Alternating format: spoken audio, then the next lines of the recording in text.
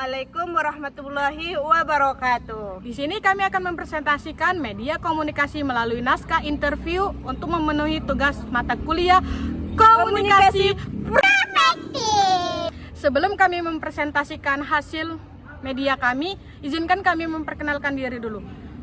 Perkenalkan, nama saya Marisha Julianti dengan NIM 24301021 dan teman saya. Perkenalkan, nama saya Robertus Salam Hasibuan dengan NIM 24301026.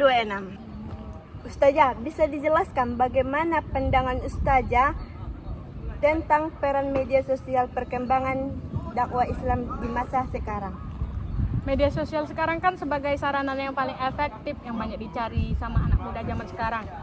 Jadi berdakwah zaman dulu dan zaman sekarang itu sangat berbeda, karena kalau zaman dulu itu orang banyak majelis taklim, pengajian dan di masjid, tapi sekarang itu lebih mudah para dai-dai berdakwah karena ada media sosial seperti YouTube, TikTok, Instagram. Jadi dengan membuat konten yang menarik dan lucu, mereka berdakwah bisa melalui media untuk menarik para pendengarnya dan audiens lain. Apakah penggunaan media sosial dalam dakwah memiliki tantangan tersendiri, Ustazah? Tentu saja tantangan terbesar dalam berdakwah itu menjaga keaslian pesan dakwah agar tidak ternodai, terdistori oleh media sosial. Kadang para dai ini membuat konten yang sedang viral tapi kurang pendalaman keilmuannya, sehingga kurang keseimbangan antara ilmu dan pesan-pesan dakwah. Jadi berdakwah itu bukan hanya menyampaikan pesan, tetapi menyampaikan pesan Islam agar menyentuh hati dan mengubah perilaku seorang audiens atau pendengarnya. Bagaimana seorang dai atau pendakwah menyesuaikan diri terhadap pada zaman khususnya di media digital? Seorang dai itu harus adaptif dan terus belajar, karena kita tidak bisa menolak perkembangan teknologi. Karena berdakwah itu bukan hanya menyampaikan kebenaran, tetapi juga menyampaikan sesuai dengan kondisi masyarakat. Rasulullah juga dulu pernah berdakwah kan, dia berdakwah dengan cara yang komunikatif, bijak dan sesuai dengan masyarakat Arab saat itu. Jadi kita seorang dai itu harus bisa berkomunikasi yang efektif melalui media sosial. Menurut Ustazah, bagaimana dampak media terhadap persepsi masyarakat terhadap Islam? Media sosial itu kan memiliki dua sisi. Yang pertama itu sisi positif, baru yang kedua itu sisi negatif.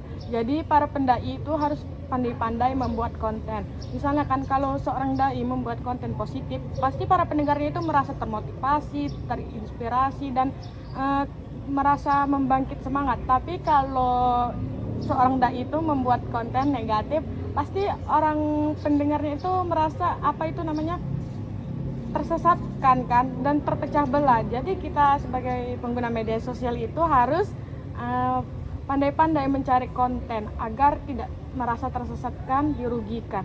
Dan kita juga harus mencari sumber-sumbernya yang benar. Jadi seorang dai itu harus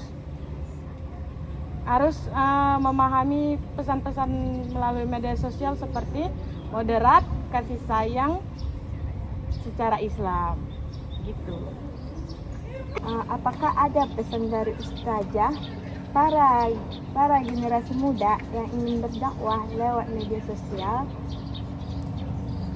Pesan sederhana dari saya itu ya, gunakan media sosial itu dengan baik agar tidak menyesatkan. Terus juga jangan takut kita itu berdakwah karena belum sempurna, karena berdakwah itu dimulai dari hal-hal kecil, misalnya berbagi ayat suci Al-Quran, hadis, dan pengalaman spiritual yang positif. Terus tapi yang penting niat di hati kita itu ikhlas.